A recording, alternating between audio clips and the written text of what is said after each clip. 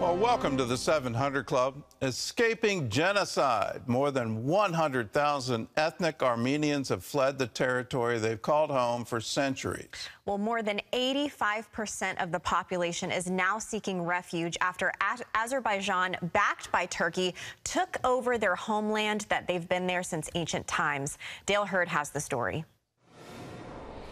Families packed into cars and trucks with whatever belongings they can carry have been arriving in Armenia from Nagorno-Karabakh after Azerbaijan opened the only road out last week. They say they're fleeing for their lives. Armina Gazaryan, her husband, and 4 children are among the refugees. She said, "When the war broke out, children were outside and they came to me screaming, 'The war has started.'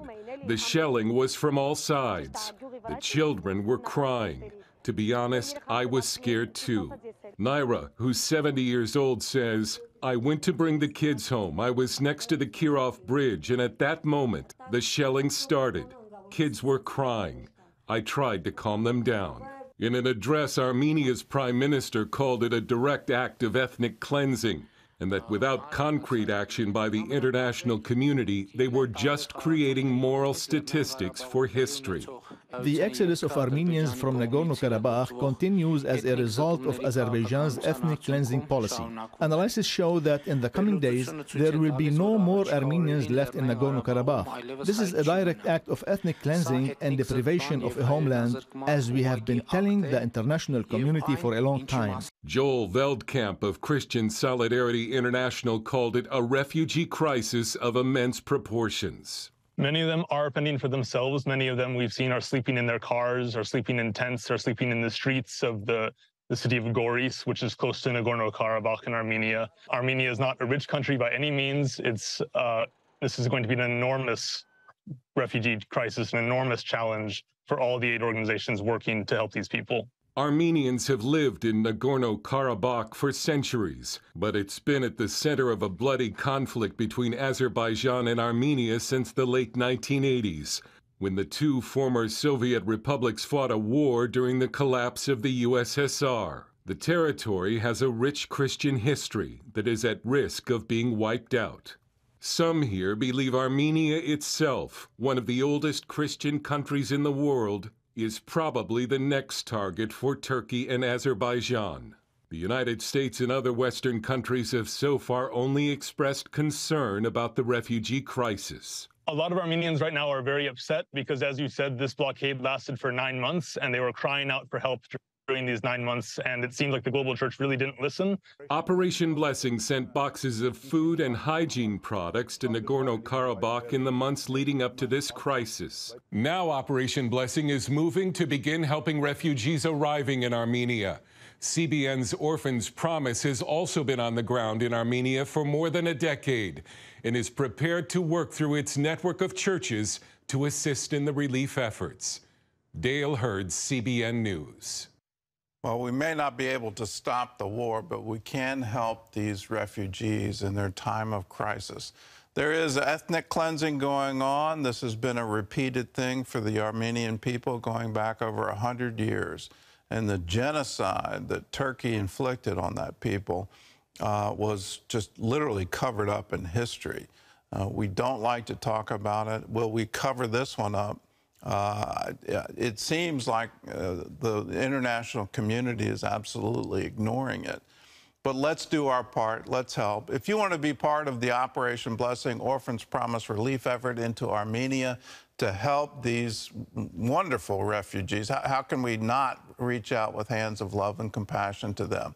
If you want to be a part of it, call us. 1-800-700-7000. Just say, I want to give to the Operation Blessing Disaster Relief Fund. You can also text OB Crisis to 71777. Well, in other news, Congress averted a government shutdown on Saturday. That's something I didn't think was going to happen. But in the process, there is now a civil war in the GOP. John Jessup has more on that story from our CBN News Bureau in Washington. John? That is right, Gordon. One GOP holdout is threatening to take the speaker down after Kevin McCarthy turned to House Democrats to keep the government open, a measure that 90 of his fellow Republicans voted against. CBN's Ephraim Graham has more. The stopgap measure keeps the government open for 45 days through November 17th. It also does not include any aid for Ukraine, which President Biden and many Republicans say is crucial. To the Republicans who say Ukraine doesn't matter to us, you're wrong. Respectfully, you're wrong. The war gets bigger, not smaller. Biden criticizing Republicans for the last-minute chaos. I'm sick and tired of the brinksmanship, and so are the American people. Republicans are accusing a Democrat congressman of obstructing the process by pulling a fire alarm Saturday. This video seems to show New York's Jamal Bowman activating the alarm. He called it an innocent mistake. Capitol Hill police are investigating. But it's Republicans' infighting that threatens to overwhelm the House after GOP holdouts refused to support a bill that included stronger border protections and significant spending cuts. House Leader Kevin McCarthy had to bring on Democrats to pass the continuing resolution. If you have members in your conference that won't let you vote for appropriation bills, doesn't want an omnibus, and won't vote for a stopgap measure, I don't want to be a part of that team. I want to be a part of a conservative group that wants to get things done. In response, Florida Representative Matt Gaetz says he's aiming to take the speaker out. I am relentless, and I will continue to pursue this objective. McCarthy sounding ready for a fight. Bring it on, let's get over with it, and let's start governing. Since the GOP holds a slim majority in the House, it would only take a few Republican votes to remove McCarthy as Speaker.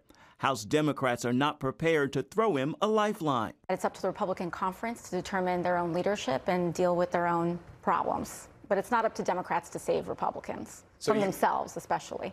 Now, some House Republicans are taking aim at Gaetz, who is under investigation by the Ethics Committee for allegations of campaign violations, including taking bribes. Fox News reports one GOP congressman saying House members are preparing a motion to expel Gaetz if the committee finds him guilty. Gaetz could face a vote to remove McCarthy as Speaker early as this week. Ephraim Graham, CBN News. Well, tens of millions of Americans are recalculating their budgets to, once again, include paying off their student debt. Payments resumed this week after a 3-year break due to the pandemic. More than 45 million people owe about $1.7 trillion in student loans.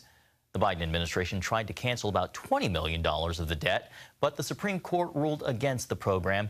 It all hits as consumers are already struggling with high prices and high interest rates raised by the Federal Reserve to fight inflation. A new report shows 60% of Americans are living paycheck to paycheck. Well, the price of transportation is adding to Americans' budget burdens. New car prices are up 4%, and the costs to maintain an old car are also rising. For a single mother who depends on a vehicle to get to work and feed her family, that presents an especially tremendous challenge. As CBN's Charlene Aaron shows us, that's where a Texas ministry called God's Garage takes the wheel. God's Garage, a Christ-centered nonprofit, provides reliable transportation to single mothers, widows, and spouses of deployed military. It also helps empower these women by offering special training and sharing the good news of Jesus. We receive over 200 applications per month of women in need of a vehicle. The mission of God's Garage is simple: repair and gift vehicles to those struggling throughout the greater Houston area. It's hard times. Vehicle prices are up. The way we meet those needs is by receiving donated vehicles from the public, and those donated vehicles come into our shop, and we spend time, hours, money, everything that's needed to get those vehicles up and running. And then our job is to turn around and give those vehicles away to a much needed single mom. During an appearance on CBN's Prayer Link, Executive Director Justin Coggins shared how it all started. Our founder actually was a pastor, and he loved tinkering with cars and working on vehicles. There happened to be a single mom walking on a very, very busy roadway here in Conroe, Texas. And it happened to be in the evening. He stops by, finds out why is she walking on this road at this time of day in such heavy traffic. And come to find out, the single mom actually had a vehicle. It was in a shop, but she could not afford to get it out. And they were able to work on it and get that vehicle fixed. And right then and there, that's where single moms started a role in God's garage. The impact has been life-changing. Having these vehicles in a single mom or a widow's hand brings consistency back to their life. It helps them get their kids to school on time, on a daily basis. It helps them get to the grocery store when they want to get there. It helps them get the doctor's appointments. It helps them in multiple ways. Ways proven to be rewarding for all involved. Last year, we gave away 94 vehicles. The year before that, around 95, 96 vehicles. And so every single one of them is heart-moving. It'll bring you to tears because of the struggle. To help with that struggle, the ministry also provides life skills training for budgeting, meal planning, single parenting, and job pursuit like interviews. Spiritual needs are also addressed through an outreach called Restore You. We present the gospel and give every single lady an opportunity to accept Jesus Christ as their Lord and Savior. We're seeing 25 to 30% of the ladies accept Jesus Christ for the first time. All part of the mission of restoring lives, one ride at a time. Charlene Aaron, CBN News. Thanks, Charlene. Meeting needs when you see a need. I love that philosophy. Gordon? That's a great philosophy, and it comes straight out of the Bible. Look at Isaiah 58. This is the fast I've called you to. When you see people in trouble, when you see people hungry, feed them. When you see people naked, clothe them, provide housing for them. And in today's culture, they didn't have automobiles back in Isaiah's day, but we do, and just how essential they've become in order to survive. Can you imagine being a single mother without transportation? What would that mean for your children? What would that mean for you? What a great idea. If you want to find out more information about God's Garage, you can go to that story on cbnnews.com.